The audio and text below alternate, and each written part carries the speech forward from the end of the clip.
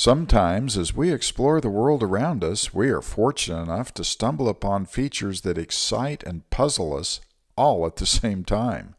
It can be quite an adventure looking for clues, making observations, and developing theories as to the origin of mysterious features. Why, hello out there. I'm Myron Cook. One of the many things I enjoy about geology is as I hike around, I see things that other people that don't have geology skills don't even see or aren't able to enjoy. So it makes my hikes more enjoyable, I'd like to think anyway. And as you go along with me on videos, I hope that you'll gain the skills of reading the rocks and seeing things in a different way and enjoy the great outdoors even more.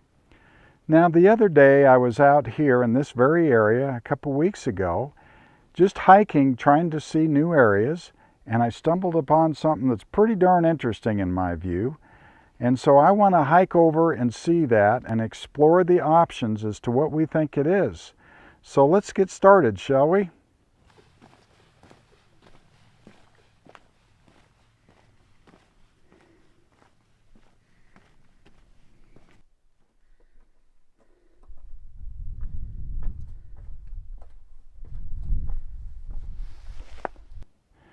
As I hike along, I'm thinking about enjoying geology as you hike different areas.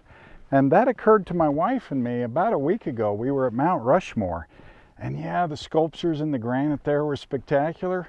But there was some fascinating geology. And as we hiked along the trail, we were seeing some really beautiful geology. And of course, we were stopping, enjoying that right along with the sculptures, while all the people, they had no idea what was there. Nobody that I noticed ever even looked and saw it at all. So that's, as I say, a fun part of all this. Well, we're getting close now to this feature. I sure hope you find it as interesting as I did at the time, a couple weeks ago, or whatever it was. Isn't this fascinating? That sphere that sits underneath, and you can see a hole where it went. It's like a ball, and a hole that it sat in. Let's look around the other side here. Get a three-dimensional perspective. Yeah, it's like a half sphere, isn't it? Interesting texture on it. Now, if we come back and look at that ball a little closer, I find that kind of interesting myself. See what we think.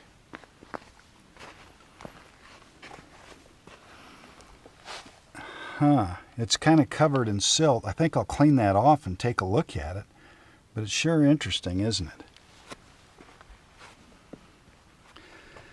Okay, so I've cleaned off the ball a little just so we can see what's underneath that silt and sand.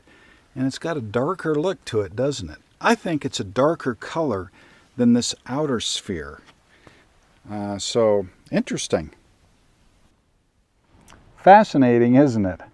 I thought it'd be fun to involve my fan base, so I sent out an email to them, those that have subscribed to my newsletter, and asked them to give me some impressions of what it looks like. Don't worry about the geology or anything. Some of them responded with geologic ideas and others not, but it was fun to get the feedback. Let me give you a few examples. Several of them thought it looked like a mushroom. Yeah, it does look like the top of a mushroom. Maybe they're ancient sponges, said someone that goes by Cork. Several thought that it was kind of reminded them of a fruit, with the pit of like a peach or something. Kid Curry, a hip joint. Yeah, you do have kind of a ball and socket feel to that. A brain coral maybe, says Scott. Or maybe Sean, as Sean said, it's a native grindstone that's lying on its side that was used to grind things with. Or maybe it's some kind of a game, said Grandma Michelle. Of course, some of them thought that it could be dinosaur eggs and mentioned that, well, it's a little too round maybe to be an egg, but it reminds you of that. Maybe an oversized cave pearl, as Mitchell said. Henry and others said it reminded them of a giant clam with a pearl inside. Yeah. Some invoked volcanic activity, which is interesting because we do have volcanoes that were active at the time to the west. So that's fascinating. It could be a volcanic bomb, what they call a bomb, a molten blob that flew out and maybe landed in water or something and cooled off in a spherical shape. A fellow by the name of Cap, who I know, hello Cap, he thought, well, maybe it could be just two different fluids of different densities, like a lava lamp, where you have two densities, and if you have one fluid that's different, it can form a sphere floating in that fluid, and that maybe something like that could happen. So a lot of fascinating thoughts. It reminds you of a lot of interesting things as far as the shapes and what they potentially could be. So now with that, I'm not going to talk much more about this now. We're going to come back to this and talk about this particular feature and others that are around here. But I want to go to a place that's about 100 miles away that I think is going to help us understand what's going on here, because I think you can relate those to this. So let's go there. Driving along the highway, this outcrop of rocks caught my eye. In particular, I noticed rusty-colored rocks scattered about and also protruding from the rock face. Well, these are some interesting, I'll call them blobs, big almost like boulders in this layer of rock.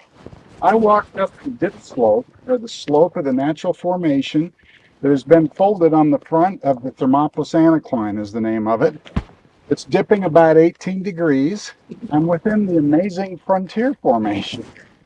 And I see these big blobs here in this layer about 25 feet down from the top or so. And as a geologist, I'm thinking, could these parts out here be some of this too that is weathered out? Does it only go back into this layer of rock just a ways? Or does it go further? Are they all through here? So in my mind, what I'd really like to see is that this layer of rock stripped down, just gently stripped down to reveal a bigger, broader surface to see what these really look like, and can they give us some clues about what we've seen earlier. So I want to look around just a little more, as a geologist should, making some observations and continuing to look at this layer and see if we can find an area that's even better. And I have a suspicion we're going to. With the help of the drone, let's get some broader context. Here I am for scale. I'm walking up the nose of a large fold referred to as the Thermopolis anticline.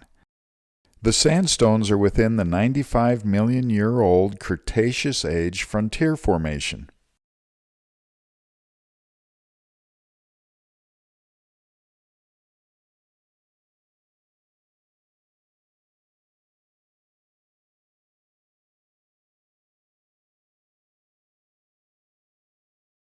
I've drawn these lines to show how the sandstones were once folded some 65 million years ago during the Laramide orogeny. Of course, the top part of this fold has been deeply eroded. The width of the fold shown by the lines is over 1.5 miles wide, and it extends way off into the distance that we can't really see. It's 26 miles long. Let's follow the sandstone along the flank of the fold and look for better exposures.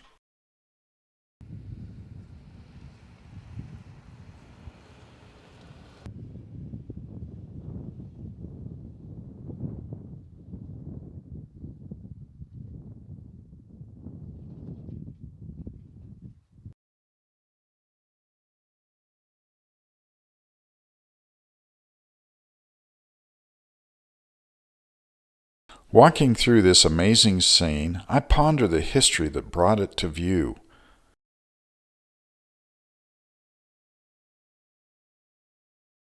I hope that you take the opportunities available to you to explore your natural surroundings.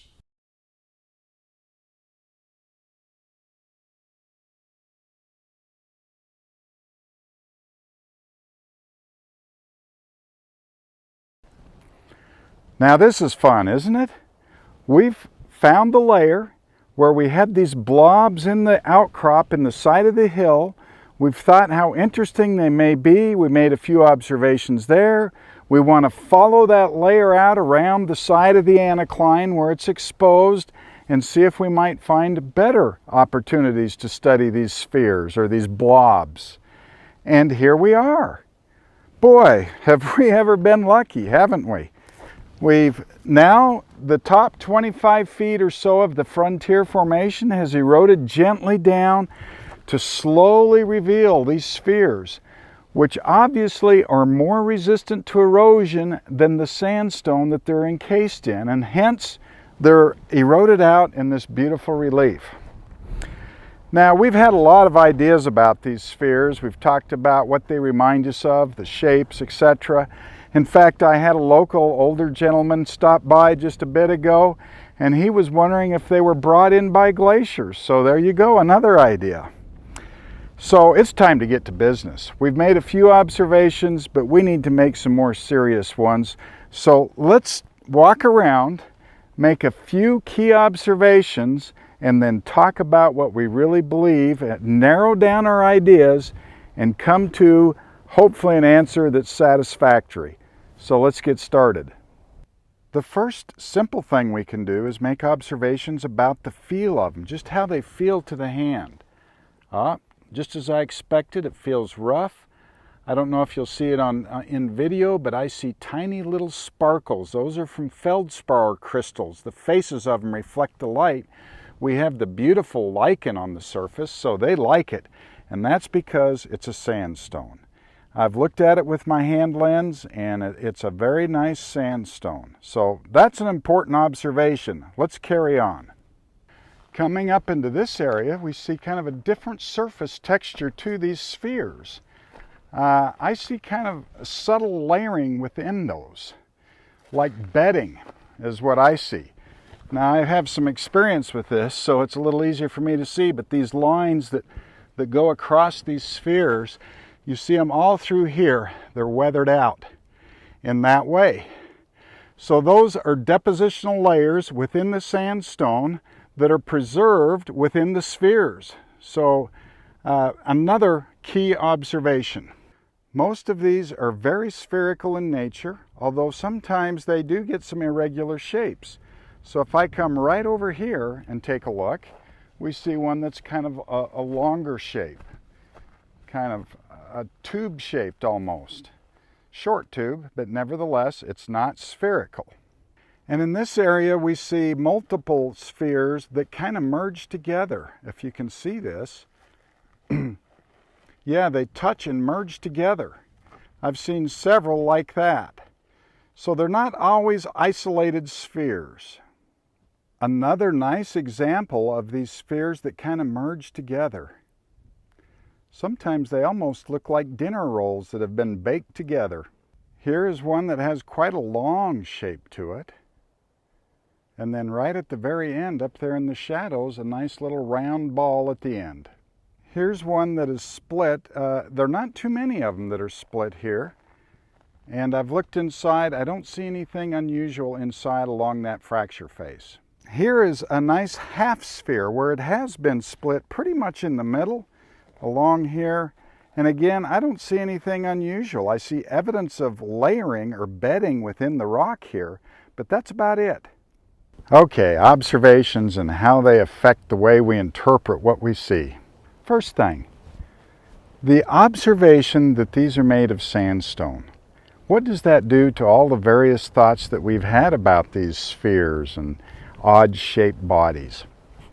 Well, in my mind, that means anything fossilized is out, because fossils are not made of sandstone. When you look at petrified wood or fossils, whatever type they might be, they're not composed of sandstone. So that takes all the, the corals and sponges, etc. that we've talked about. Another thing that it obviously removes is this thought that maybe somehow volcanics or volcanism was somehow involved directly. So it's not volcanic rock because, again, it's sandstone. Well, this is quickly narrowing things down, isn't it? Just that one simple observation. What about some type of ancient civilization? Well, when you look around here, it's really hard to think of a reason why there would be so many of these large spheres made for some purpose by an ancient civilization. So that's really difficult to get your head around. Another one is, as we saw in the prior outcrop, they were embedded in within a layer of rock, which happens to be the frontier formation. And so, boy, that would make it super duper old to take civilization back to then. So we can confidently say it has nothing to do with man-made processes, shall we say. I might bring up the glaciers somehow transported. What do you think there? You think it through and you go, well, glaciers can round rocks a fair bit. I've never seen them round things to this nature, but maybe the more important thing is large glacial rocks, even if they are getting rounded and polished in some cases, they're very durable. This sandstone actually isn't that durable. And then you have to wonder why all these spheres here, and actually glaciers that there are no documented glaciers that get out here. So again, at least as a geologist, you know, with my background as a geologist, that's a pretty simple one to discard for those reasons, and there are others. So now we're down to the special geologic process, and I know there are many of you out there that already know what I'm coming to, don't you? And that is because you're familiar with some of these in some other areas. They're actually fairly common. They're called concretions. Okay, so what? You have a fancy word. Let's talk about how they form. So I'm going to turn to my trusty whiteboard. I've sketched several layers of rock. We've got a cross-sectional view. Here's my fancy little tree here. We have layers of rock that are deposited on top of each other through time. Now, I've mentioned before, but I'll continue to mention this because I've noticed it surprises people, is that as layers of rock are deposited, all this pore space or holes within the rock fill with cement. Cement precipitates within it. Usually it's like silica or quartz, you can think of it, that fill those pores, or calcium carbonate. Those are the two most common. And so they get cemented as they're buried. But this particular process to form concretions is really just an early cementation. So early in the process, we have a layer. These dots represent sandstone. So I have 3 layers of sandstone. Let's focus on here. I've put a dot here to represent often, not always, but often we see in the middle of these concretions some leaf or piece of twig, very small can be, or an animal. That cement, it provides a seed point for cement to start precipitating around it and growing out radially. Now, for it to grow out radially and in a sphere, this sandstone needs to be a really nice, homogeneous, clean sandstone. Because if it has irregular properties, of course, it's going to be hard for that cement to grow in such a nice sphere, almost like a crystal. So I've put a dot here to represent that. And we just have, through time, cement just building out in a 3-dimensional sphere to create these nice spheres that we see, these concretions. Now, of course, we've noticed irregular shaped ones. In fact, many of you will have seen my video on giant petrified trees that are, in fact, I hate to spoil it here, concretions. So we get these irregular ones too, and they can be really crazy looking. Let's think about that. How could that be? And that is, not all sandstone is homogeneous, okay? So we can have this layer of sandstone and there can be 3-dimensional shapes within it where fluid travels more easily. It has higher permeability. And if that occurs, that means more water laden with minerals is passing through that area, whereas other parts of the sandstone are not as permeable, and so less minerals.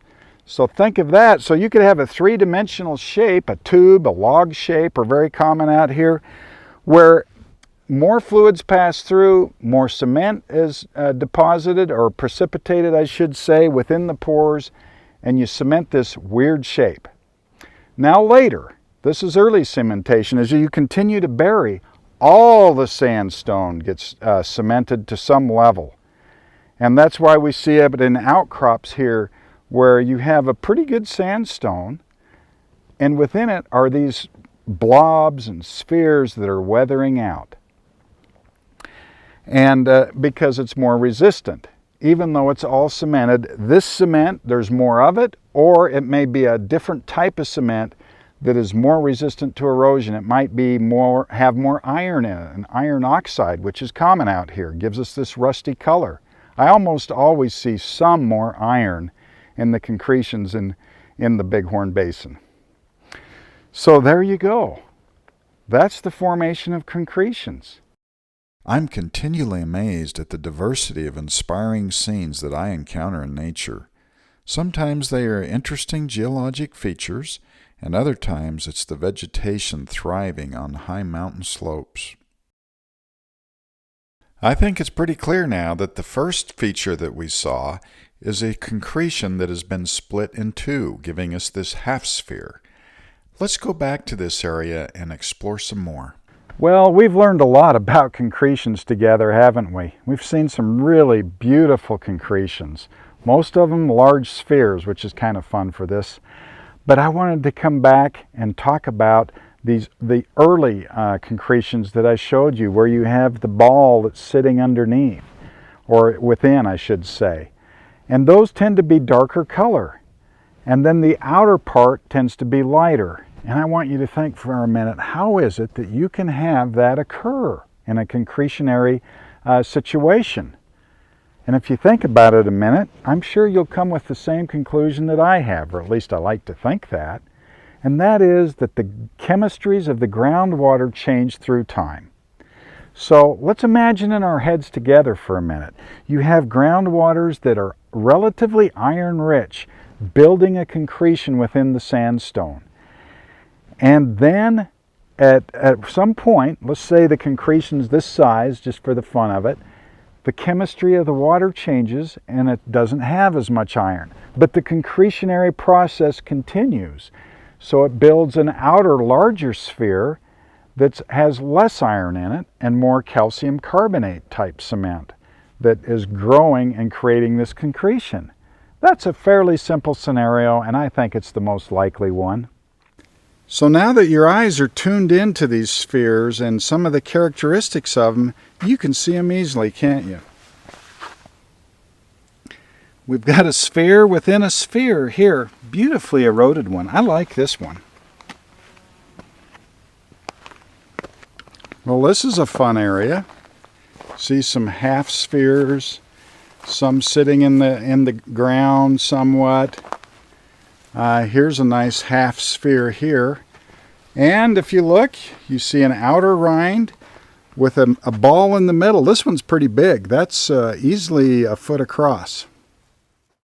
As we've learned, concretions are not always spherically shaped. This one certainly has an interesting look to it, and notice that the interior portion of it is quite large. Well, Mother Nature seems to provide a lot of variability. In this particular one, the interior seems to be less resistant to weathering.